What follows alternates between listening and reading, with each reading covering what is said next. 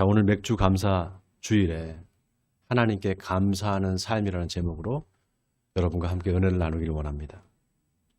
세상에서 이스라엘처럼 그 파란만장한 역사를 가진 나라가 없습니다. 이스라엘의 역사가 다른 나라 역사와 다른 게 있습니다. 그게 뭐니까 하면은 세상을 창조하신 하나님이 이스라엘의 역사에 친히 나타나셨다는 사실입니다. 다른 어떤 민족, 다른 어떤 나라에도 이런 역사가 없습니다. 하나님께서 친히 나타나셔서 그들의 역사에 개입하신 사건, 이 사건은 이스라엘의 역사에서만 찾아볼 수 있습니다. 그것 빼면 사실 이스라엘이라는 나라는 아무것도 아닙니다. 여러분, 이스라엘이라는 나라 전체가요, 강원도 크기밖에 안 됩니다. 우리 서울에서 강원도까지 한 3시간? 우리 일산에서 강원도 속초까지 가는데 한 3시간 반 정도 걸립니다. 나라 전체가 3시간 반이면 갔다 올 수 있는 그런 나라라고 생각해 보세요. 얼마나 나라가 작은 겁니까? 인구가 또 많으냐? 인구도 많지도 않습니다. 그런데 이스라엘이라는 나라가요, 세계가 절대로 이스라엘을 깔보지 못합니다.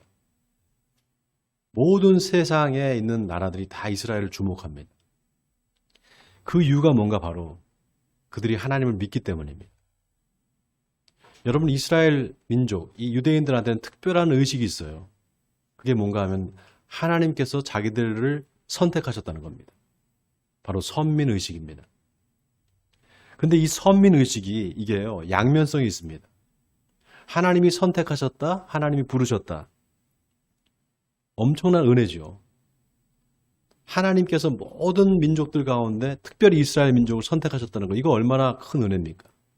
그런데요, 그 선택받았다는 사실이 사람들을 교만하게 만들 수 있어요.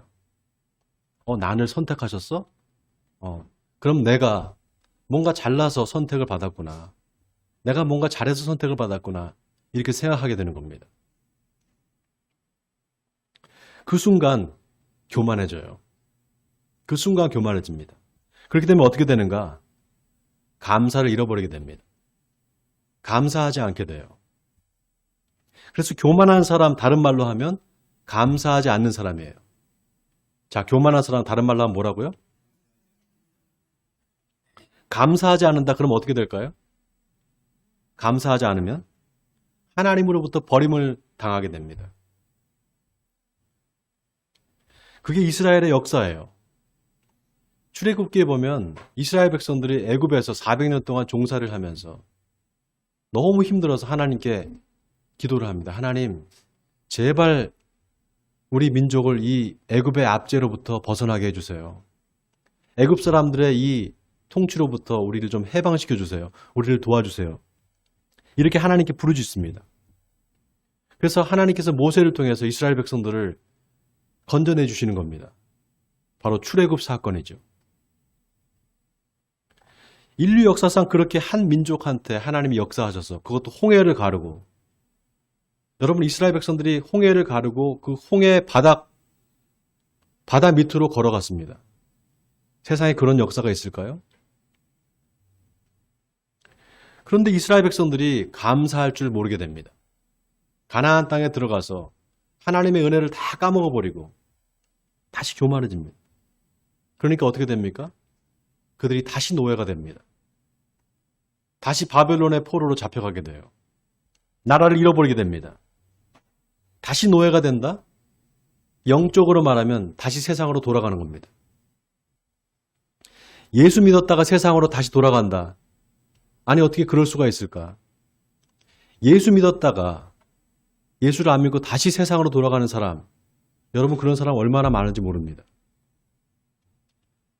세상으로 다시 돌아간다. 여러분, 이게 믿었다가 안 믿게 되는 거잖아요.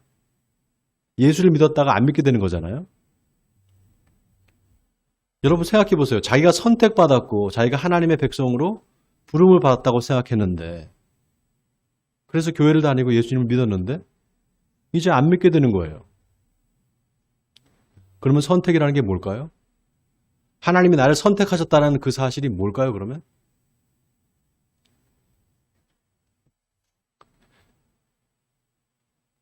여러분, 하나님은 다 선택할 수 있습니다. 모든 사람을 다 부르실 수 있어요.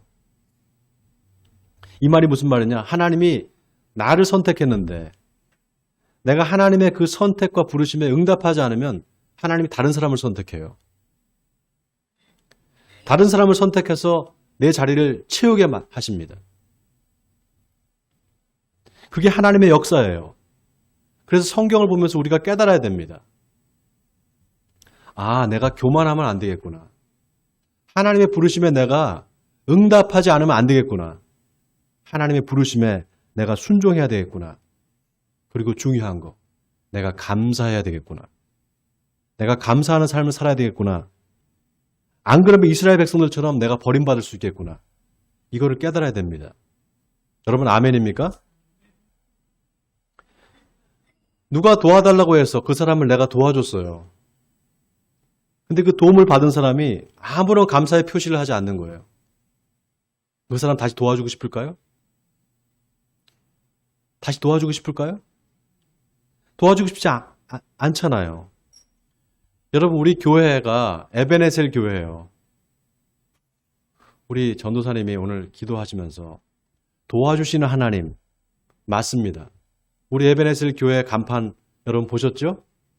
밤에 불이 싹 들어오는데 도우시는 하나님 에베네셀 교회 이렇게 불이 확 들어옵니다. 볼 때마다 너무 잘했다. 도우시는 하나님 저거 달 집어넣었다. 볼 때마다 그렇게 느낍니다. 여러분, 도우시는 하나님 에베네셀의 하나님이 바로 그런 뜻입니다. 근데 여기에는 역사적인 배경이 있어요. 블레셋과 이스라엘이 전쟁을 합니다.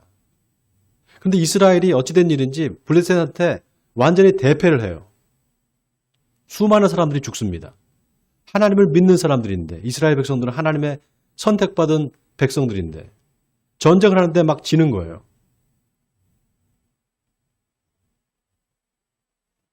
그래서 사무엘이 젖 먹는 어린 양 하나를 잡아다가 그걸 번제를 드려서 하나님께 온전한 예배를 드립니다.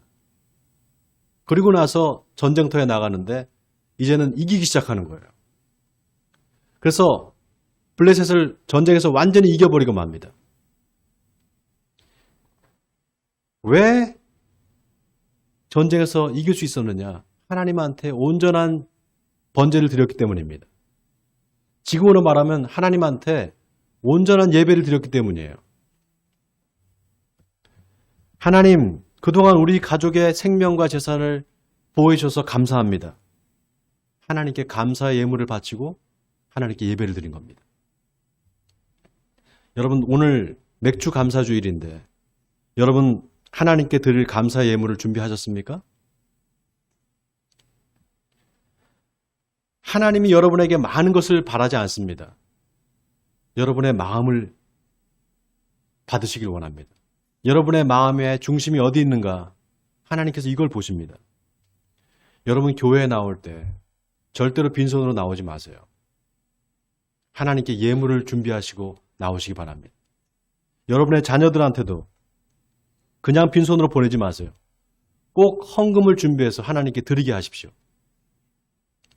자녀들한테 먼저 이걸 가르쳐야 됩니다. 하나님께 감사하는 거. 이게 제일 중요합니다. 아멘입니까, 여러분? 금액이 많고 적음이 문제가 아니에요. 마음입니다. 마음이 내가 하나님께 있느냐 아니면 재물에 있느냐, 하나님께서 그걸 보세요. 왜냐? 재물이 있는 곳에 너희 마음도 있느니라 예수님께서 그렇게 말씀하셨기 때문입니다. 하나님께 감사하지 않는 사람, 하나님께 고맙다고 하지 않는 사람, 하나님의 자녀라고 볼 수 없습니다. 하나님은 감사하는 사람한테 더 많은 감사의 거리를 만들어 주십니다. 더 많은 감사할 일을 허락하십니다. 여러분, 성경에 하나님이 제일 사랑한 사람이 있어요. 성경을 보면 하나님이 정말 이 사람을 사랑하는구나. 그 사람이 누굴까요? 바로 다윗입니다. 하나님께서 왜 다윗을 그렇게 사랑하셨을까? 다윗한테 특별한 게 있었어요. 그게 뭐냐? 바로 하나님께 감사하는 거였습니다. 여러분 시편을 보세요. 다윗이 쓴 시편의 대부분이 하나님께 감사하는 감사의 찬양시입니다. 시편이 150편인데 그 중에 대부분이 감사의 시예요. 뭘 그렇게 다윗은 감사할 게 많았나? 감사할 거리 그렇게 많았나? 여러분, 다윗만큼 고난을 많이 받은 사람이 없어요.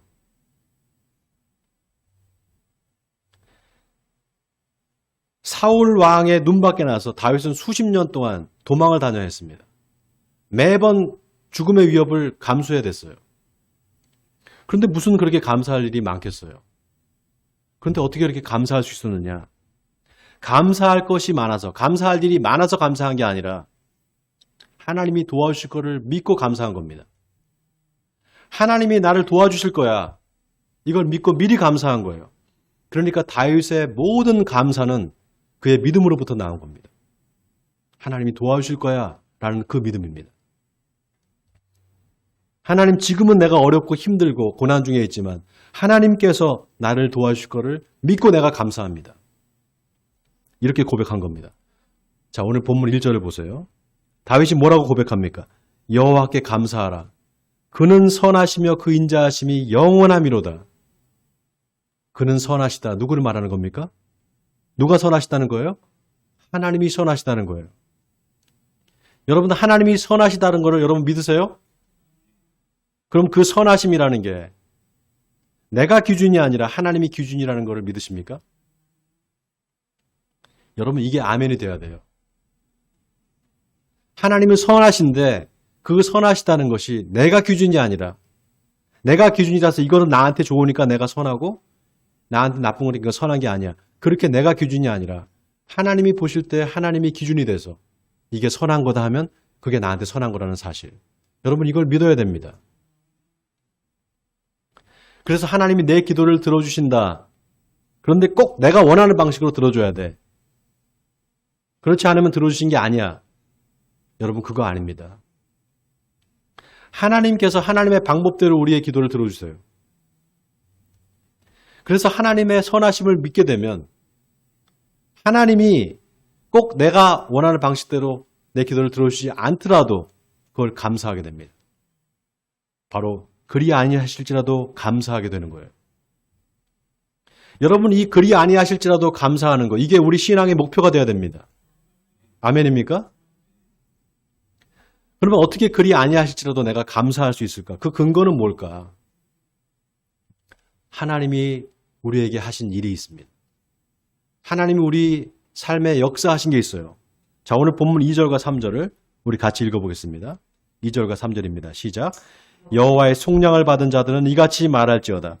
여호와께서 대적의 손에서 그들을 속량하사 동서남북 각 지방에서부터 모으셨도다. 자, 하나님께서 대적의 손에서 이스라엘을 구원하셨다는 겁니다. 바로 애굽의 손에서, 애굽의 압제에서 이스라엘 백성들을 구하셨다는 겁니다.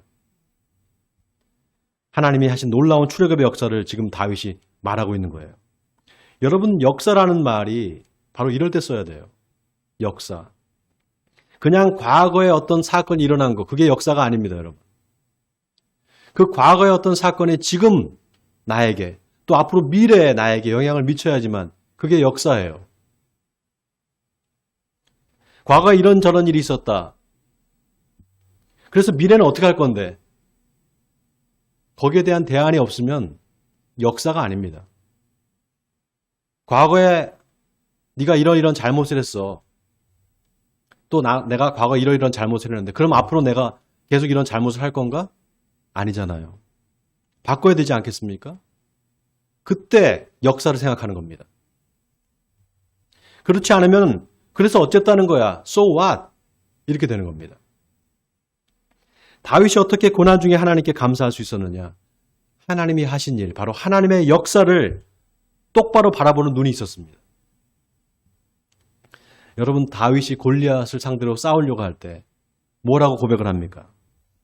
내가 아버지의 양을 칠 때 사자나 곰이 와서 양떼의 새끼를 물어가면 내가 달려가서 그 사자와 곰의 발톱에서 그 새끼를 건져냈었은즉 나를 이 블레셋 사람의 손에서 하나님께서 건져내시리라.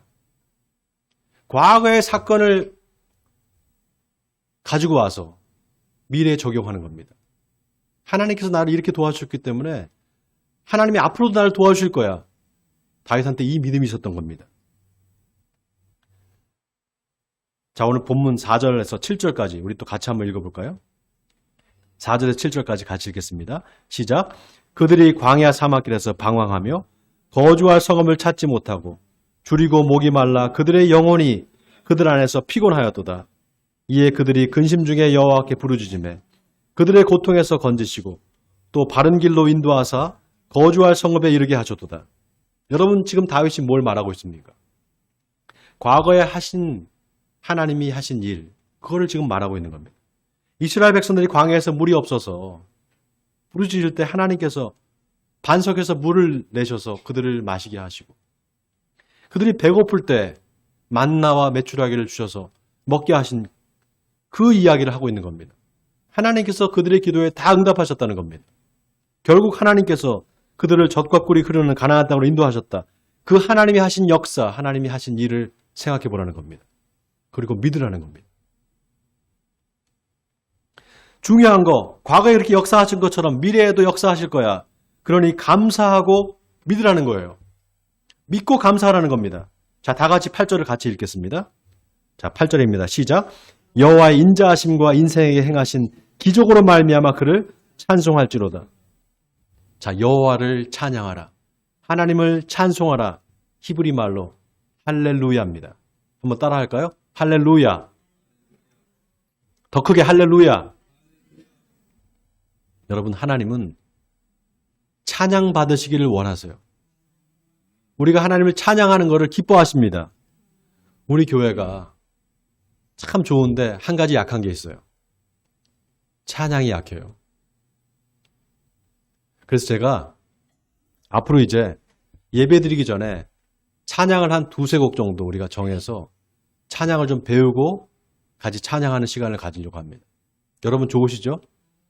찬양을 열심히 해야 돼요. 찬양을 뜨겁게 해야 됩니다. 기도도 뜨겁게 해야 돼요. 여러분 다윗이 쓴 이 시편이 다 사실은 노래 가사예요. 다 노래 가사입니다. 시편을 보면 다윗의 찬송시 또 성전으로 올라가면서 노래하는 그 노래 이렇게 나와 있습니다. 다윗의 마음은 늘 하나님을 찬양하고 싶은 마음으로 가득 차 있었어요. 자, 오늘 본문에 다윗이 뭐라고 말합니까? 여호와의 인자하심과 인생에 행하신 기적으로 말미암아 그를 찬송할지로다 이렇게 말합니다. 여러분, 다윗의 삶은 정말 파란만장한 삶이었어요. 여러분 생각해 보세요. 진짜 인생 역전이라는 말이 이 다윗한테 딱 어울리는 말입니다. 목동이었어요, 다윗은. 그러나 어느 날 갑자기 골리앗과의 싸움에서 이김으로 말미암아 갑자기 왕의 사위가 됩니다.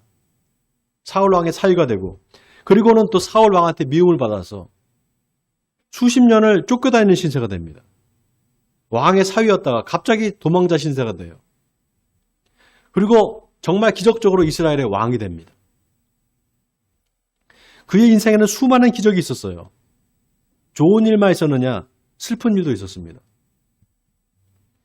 우리아를 죽이고 밧세바를 취해서 자식을 낳잖아요. 그 죄를 지은 것 때문에 하나님께서 밧세바와 낳은 자식을 죽여버립니다. 그리고 다윗이 사랑했던 그 아들들이 다 죽습니다. 제일 사랑했던 압살롬은 반란을 일으켜서 자기 왕위를 빼앗으려고 합니다. 결국 다윗이 예루살렘을 도망가서 궁을 버리고 도망가는 일까지 생깁니다. 그리고 다시 왕으로 복귀를 합니다. 다윗의 인생은 정말 기적의 연속이었어요. 계속적인 파란만장한 삶을 경험했습니다. 여러분, 그러면 하나님이 다윗의 인생에만 역사하셨을까요? 다윗의 인생에만 그런 기적이 일어났을까요? 아닙니다. 저와 여러분한테도 많은 기적이 있었어요. 아닙니까, 여러분? 어때요? 여러분 한번 생각해 보세요. 하나님이 여러분의 인생에 기적적으로 역사하신 적이 있습니까, 없습니까? 나는 없었다. 그런 사람 한번 손 들어보세요. 나는 그런 역사가 없었습니다. 한번 손 들어보세요. 없었던 게 아니고요. 있었는데 깨닫지 못하는 겁니다. 그런 사람이 있어요. 누가 봐도 이거 하나님이 역사하신 건데 그거를 몰라요. 자기만 몰라요. 누가 봐도 하나님이 역사하신 건데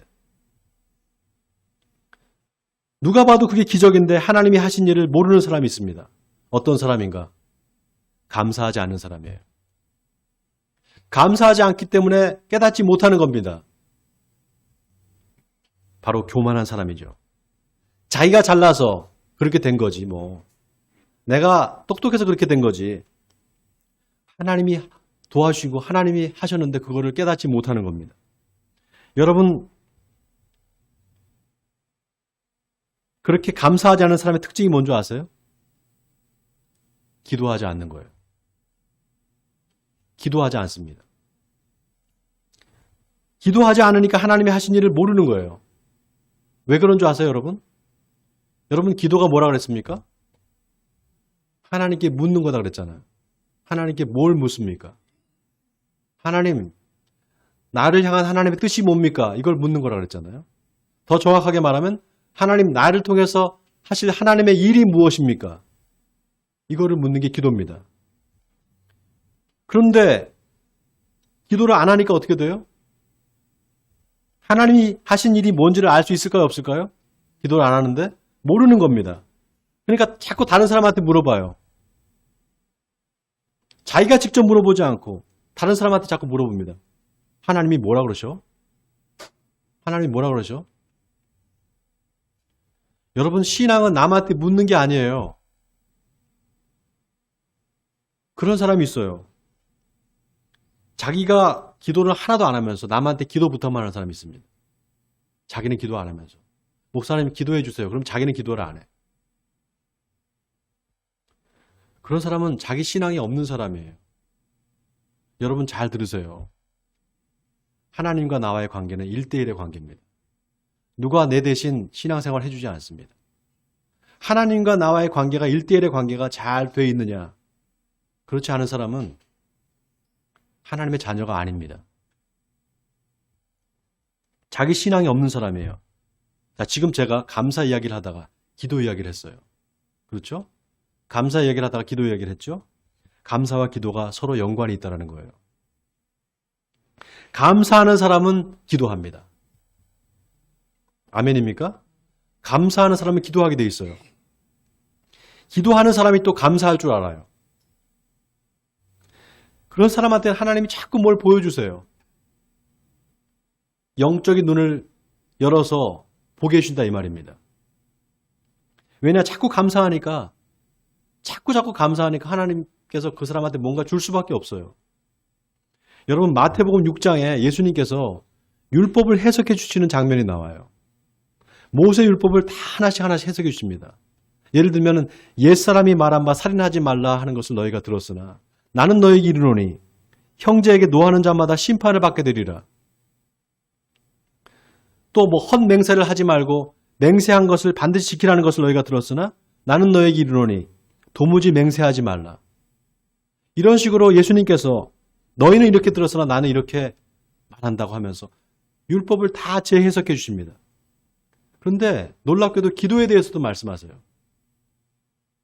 너희는 기도할 때 외식하는 자와 같이 사람들이 보는 앞에서 큰 소리로 기도하지 말라.